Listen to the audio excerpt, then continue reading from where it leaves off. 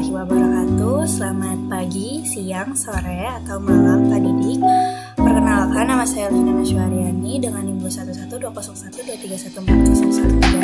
Kali ini saya akan mempresentasikan tugas saya, yaitu perancangan sistem Pelican Crossing menggunakan microcontroller AT89S52.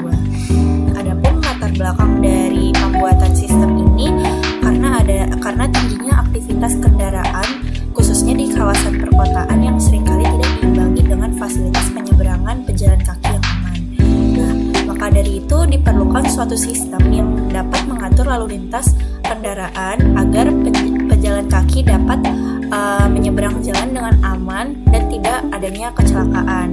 Nah, Pelican Crossing ini merupakan sistem lampu lalu lintas yang dirancang khusus untuk mengatur penyeberangan pejalan kaki dengan aman menurut Musa et al. Pada tahun 2022. Nah, pemanfaatan microcontroller AT89S52 ini memungkinkan perancangan sistem Pelican Crossing yang sederhana dan dapat mudah diprogram. Nah, microcontroller ini juga mampu mengolah input dari tombol pejalan kaki dan mengendalikan lampu lalu lintas secara otomatis. Adapun tujuan dari pembuatan sistem ini yang pertama itu untuk merancang sistem Pelican Crossing menggunakan microcontroller AT89S52. Yang kedua, mengendalikan input dan output digital pada sistem lalu lintas pejalan kaki. Dan yang ketiga, untuk mensimulasikan kinerja sistemnya. Nah, deskripsi umum sistem ini tuh sistem Pelican Crossing ini dibuat untuk mengatur lalu lintas kendaraan dan pejalan kaki secara otomatis menggunakan microcontroller AT89S52 sebagai pengendali utama. Nah, sistem ini akan menerima input dari pejalan kaki dan mengatur perubahan lampu lalu lintas sesuai urutan yang telah diprogram. Lalu, seluruh output dikendalikan melalui port input-output digital pada microcontroller. Dan sistem ini disimulasikan menggunakan Proteus dan MIDE Studio. Nah, berikut adalah komponennya. Yang pertama itu ada AT89S52 untuk mengendalikan seluruh kinerja sistem. Terus ada traffic light untuk menunjukkan kondisi lampu lalu lintas. Ada LED red, itu indikator lampu merah sistem. Jadi pejalan kaki kalau misalnya LED rednya itu nyala itu belum boleh jalan. Tetapi kalau LED green, jika LED greennya itu menyala maka pejalan kaki boleh jalan. Terus ada potensial, nah itu untuk mengatur kontras pada LCD. Terus ada button, itu untuk input pejalan kaki. Nah, berikut ada diagram blok sistem yang terbagi menjadi 3 tahapan. Ada input, pemrosesan, dan output. Nah, yang pertama ini ada push button. Nah, push button ini merupakan input digital yang nantinya akan ke microcontroller AT89S52 ini. Nah, di sini juga ada crystal oscillator yang merupakan clock, dan di sini juga ada reset button sebagai reset signal. Nah, di sini ada lampu lalu lintas kendaraan sebagai port output dan juga ada lampu lalu lintas pejalan kaki. Nah, berikut merupakan skematik rangkaiannya. Oke, jadi kita langsung aja demo. Jadi di sini sebenarnya sudah saya run. Nah, di sini sebenarnya adalah lampu lalu lintas kendaraan yang dimana berwarna hijau, yang berarti kendaraan itu boleh berjalan, sehingga pejalan kaki tidak boleh berjalan atau menyeberangi, sehingga LED merah ini menyala. Tetapi jika ada orang yang ingin menyeberang, maka orang tersebut harus menekan button ini sehingga lampu lalu lintas pada kendaraan langsung berubah menjadi merah dan LED green itu tadi menyala. Dan untuk beberapa waktu akan kembali lagi seperti semula, sehingga jika seseorang ingin menyeberang lagi tinggal menekan buttonnya saja. Oke, lanjut.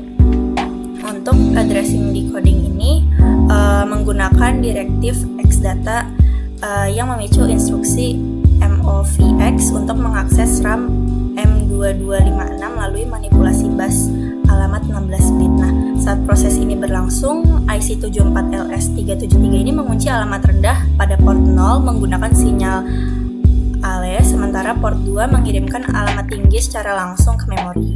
Nah, kendali akses data ini sebenarnya diatur oleh sinyal write read ini pada pin 36 untuk menulis dan read ini pada pin 37 untuk membaca. Nah, yang memetakan variabel ke rentang alamat ini itu juga si WR sama RD ini. Nah, konfigurasi ini memungkinkan penyimpanan log sistem di memori eksternal secara efisien tanpa membebani kapasitas memori internal pada microcontroller. Selanjutnya ada peta alamat. Nah, jadi di sini peta alamatnya itu ditempatkan pada RAM 62256 pada rentang sekian di ruang memori data eksternal microcontroller. Nah, pengalamatan ini memanfaatkan port 0 dan port 2 untuk menyediakan jalur alamat 15 bit sehingga kapasitas 32 KB ini dapat diakses penuhnya. Nah, dengan menghubungkan pin EA ke VCC, program dapat tetap berjalan di memori internal sementara variabel data disimpan secara spesifik di RAM. Nah, berikut merupakan tabelnya. Oke, lanjut ke algoritma sistem. Jadi algoritma sistem yang diterapkan ini adalah FSM atau Finite State Machine, di mana setiap state ini merepresentasikan kondisi lampu lalu lintas dan berpindah berdasarkan input tombol serta waktu tunda. Nah, pada kondisi awal lampu kendaraan menyala hijau dan lampu pejalan kaki merah. Kemudian setelah tombol ditekan, sistem akan mengaktifkan lampu hijau sehingga pejalan kaki dapat berjalan dan lampu merah kendaraan sebelum kembali ke kondisi awal. Berikut merupakan potongan-potongan program yang dapat saya masukkan ke dalam laporan ini. Nah, jadi kode X-data ini untuk mengirim sinyal melalui port 0 dan port 2 untuk menyimpan data di luar chip microcontroller. Nah, setiap tombol ditekan, variabel log penyeberang ini diperbarui. Lalu untuk register S-bit ini untuk memetakan pin spesifik sesuai dengan jalur kabel pada rangkaian. Selanjutnya operasi fungsional. Pada kondisi normal, lampu kendaraan menyala hijau dan lampu pejalan kaki berwarna merah. Saat tombol pejalan kaki ditekan, sistem mengubah lampu kendaraan menjadi berwarna merah dan lampu pejalan kaki berwarna hijau untuk waktu tertentu. Nah, setelah waktu penyeberangannya selesai, sistem otomatis kembali ke kondisi awal dan siap menerima permintaan selanjutnya. Berikut daftar pustaka yang saya gunakan dalam pembuatan tugas ini. Mungkin sampai sini penjelasan saya, kurang lebihnya mohon maaf. Wassalamualaikum warahmatullahi wabarakatuh.